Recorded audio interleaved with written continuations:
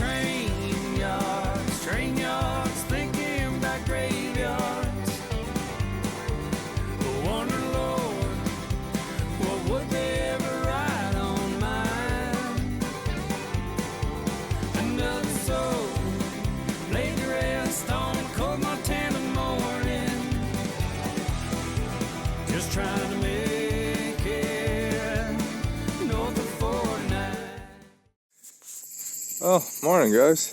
It's 6:30. We're just gonna head out and check those footholds first thing, and then we're running into work. So, gonna be one hell of a day. I need a pile of beavers here this week, so we're gonna be, a little blitzkrieg going on. We'll set up those 3 houses we were on last week, but got a couple other bigger properties we're gonna go to, and yeah, need to pound the snot out of them. I need about 30 pounds of meat by Thursday. So we got 3 days. So, see what we can do. Okay, so check those footholds. Nothing again today. There are some more tracks, which is nice, but fortunately it's going to be warming up here, and I'm hoping it's not going to freeze in those traps, but I'm not that good of a foothold trapper, and I wouldn't be shocked if they do freeze in on me. So I'm going to give it a couple more days before I go in and touch them at all. Like I said, the scent in there is really spooking them, so just trying to stay out there as much as possible. But back out here, we're setting these traps. So we got that little guy in this trap here the other day. Here, Jack. So I had it set about 8 inches over here, right in line with there. And all the thin ice is over here. All the bubbles have settled up higher, but the run is actually coming out on an angle that way. So moved the trap over. I shoved one stick in here so I can't go around it. This door here, I really don't understand though, because it's only 2 feet wide. It's about 1.5 feet deep. So I put my trap back in there. I don't have any spare sticks to put on either side of it, but I put the springs spread horizontal, so hopefully it'll encourage them to go in. So we're just gonna do 2 traps here. I'm not gonna bother with the third because we got a long day. I'm hoping to get a pile of traps out of a bunch of houses. So yeah, my goal is 10 houses. This is number 1. We're gonna go and do that other one down the snowmobile trail here in a few minutes. That'll be number 2. Number 3 is gonna be out on the highway that we set on last week. So hopefully I'll get to 7 new houses, and we're gonna do that all off the sled here today. So yeah, man, I got excited. I could see those tracks over there, the weasel tracks coming. They came all the way up down in here, right through there, but didn't bother going into the box. So leave it set. That's a nice little weasel. So this Victor rat trap should smack him, should kill him. So anyways, we got one more, and then that beaver house here. So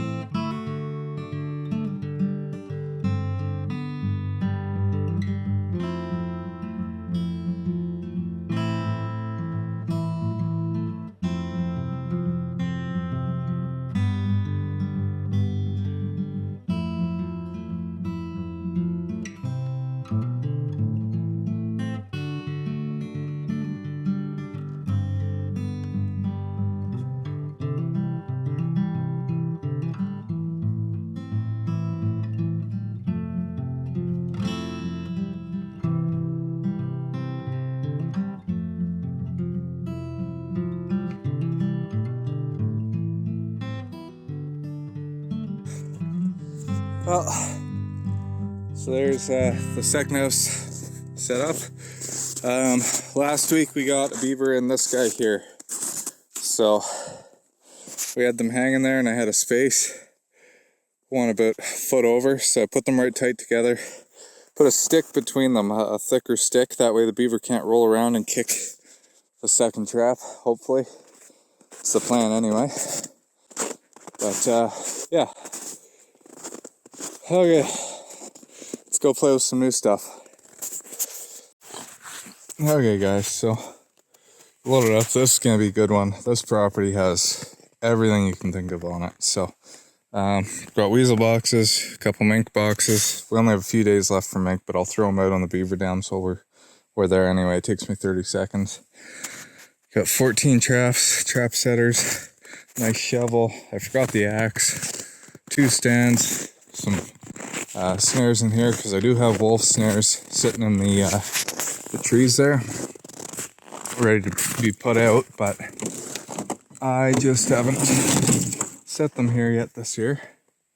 So, oh well, we won't worry about the axe. But yeah, we got everything we need loaded up on here. And then, of course, I forgot to bring squirrel snares. So, I always park in this yard here. It's a nice safe spot for me. And I have squirrel poles. I think there's 6 squirrel poles in this yard. And you can see, there's a squirrel right there in the tree. Tons of squirrels around here. So, we'll see if there's any snares left from last year. If there is, we can set them up. But look at the woodpecker damage on that tree. Oh, good. We still have 1 snare here. So, really kicking myself in the butt for not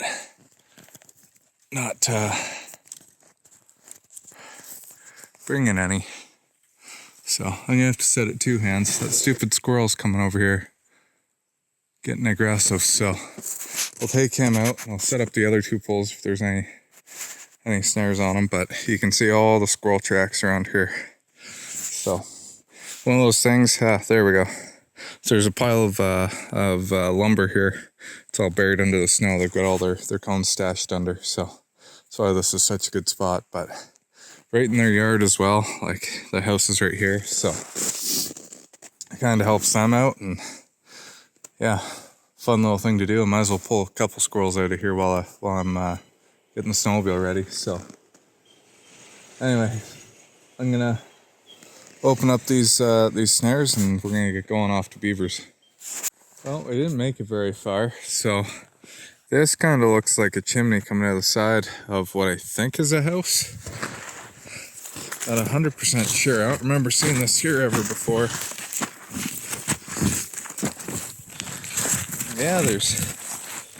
Yeah, definitely a house. So, oh yeah, there's another chimney right there. So I'll poke around, see if I can find something here. There's not much for water. This is just a flooded. This creek's usually like 5 feet wide. So they've got flooded up in this little area here. But I see the dam's about 30 yards below. So poke around, see what I can find. Okay guys, so a friend of mine showed me this trick a couple years ago.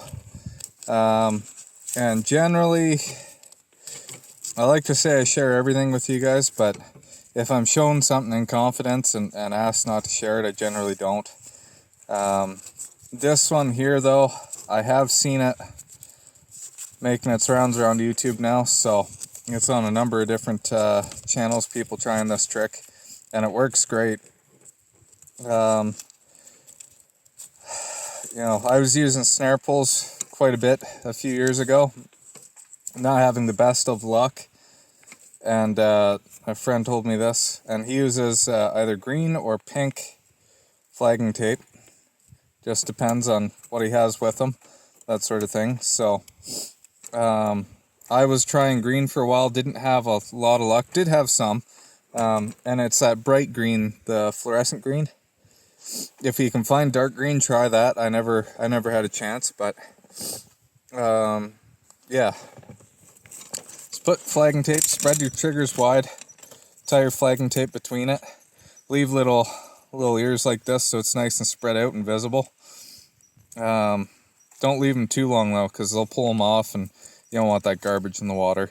I wish they'd make biodegradable survey tape, would be awesome, but I haven't found any yet. So just do something like that, and I hang these traps down just below the ice, like literally 6-8 inches below the ice.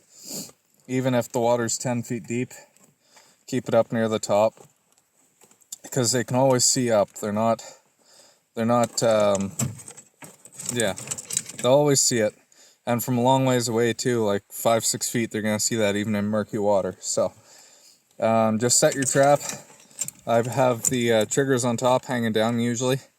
But if you're worried about the dog damaging the fur on the back of the neck, you can always flip it over the other way. I don't think it makes a difference at all. And in fact, I'm going to try it that way this go around. We'll try hanging it so the trigger's on the bottom. And that way there's no or less chance of fur damage. Oh, I should use my gloves when I do this. So, safeties are on.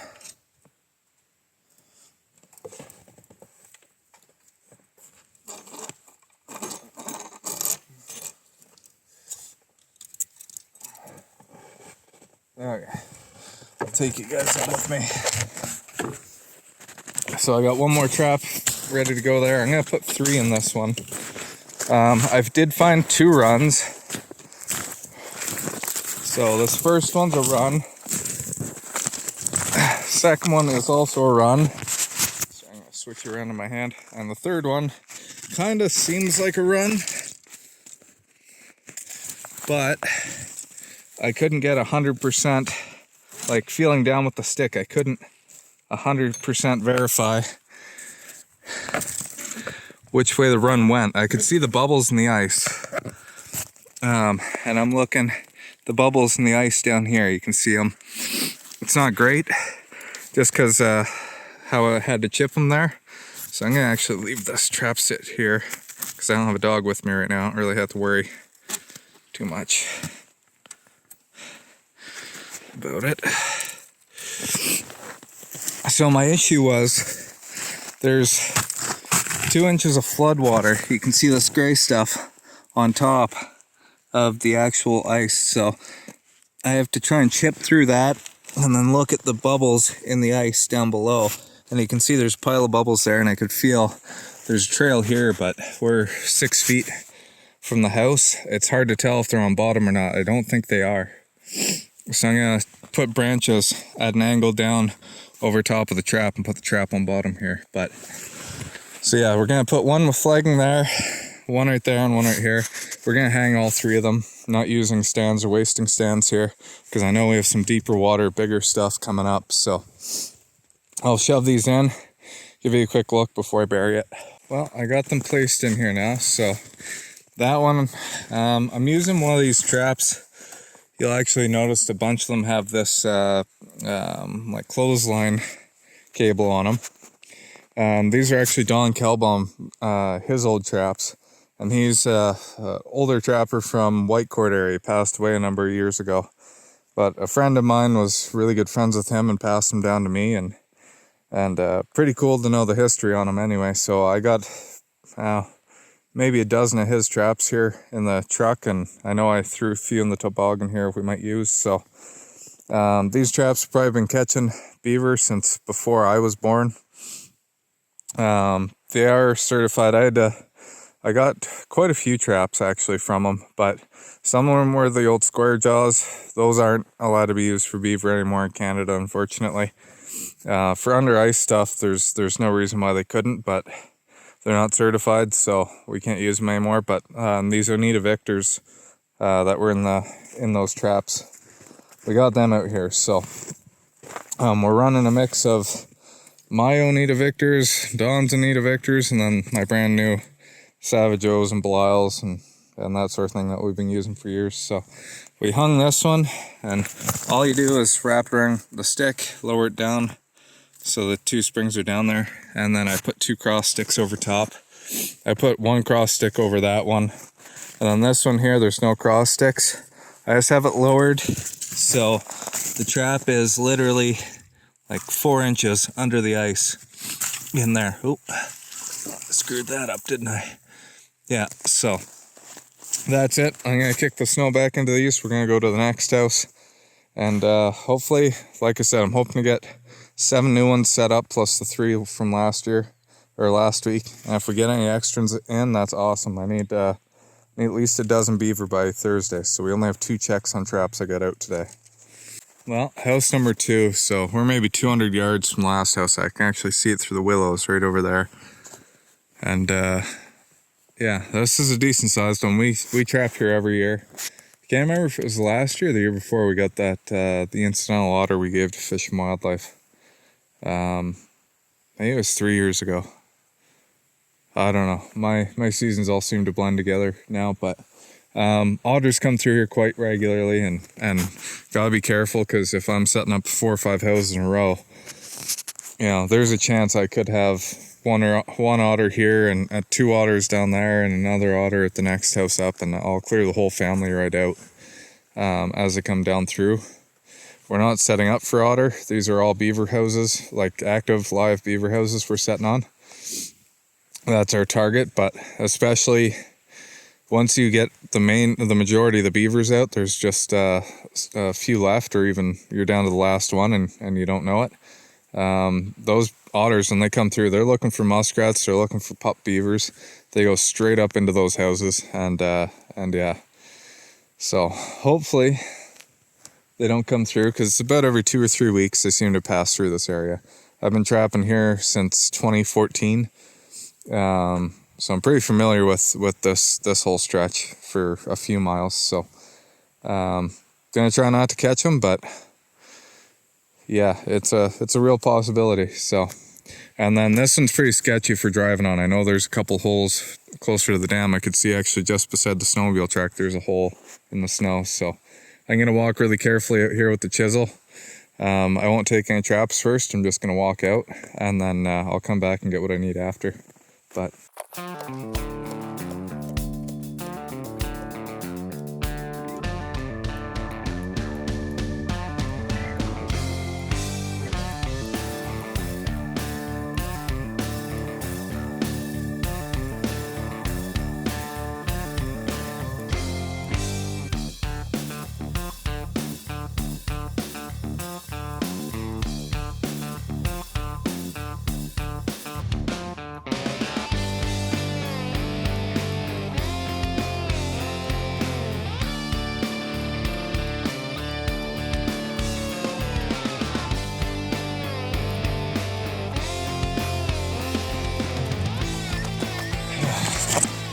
okay, so right by the spud there's one entrance, and then about 5-6 feet to the left is another one around the side. So those 3 doors have always been here. Like I said, we've trapped here for years. This house has been here for about 5 or 6 years, and I've trapped it every year. There might be one new door at the back, but we'll see about that. So let's go set it up.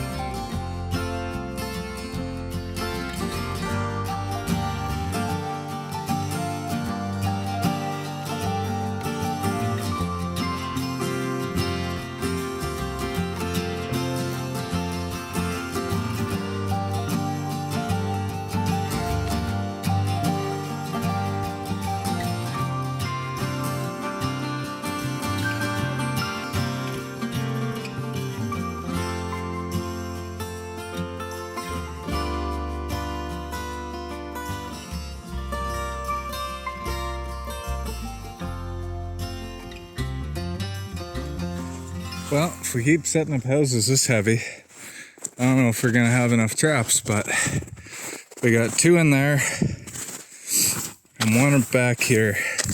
So I usually set my traps somewhere back in here, and the run comes out this way and then goes out there. So right against this tree, there's a big root ball.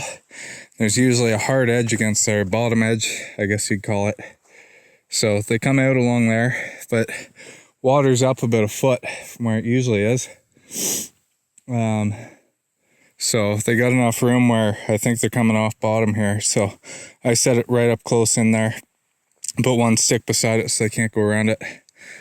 And yeah, so 3 traps here. I did my best. You can see the stick sticking out right there. I put 1 going that way and 1 going this way between the 2 traps. So hopefully when something gets caught, they can't kick around into the other trap, but I would not be surprised if we got 1 beaver and 2 traps here. So, okay, off to the next one.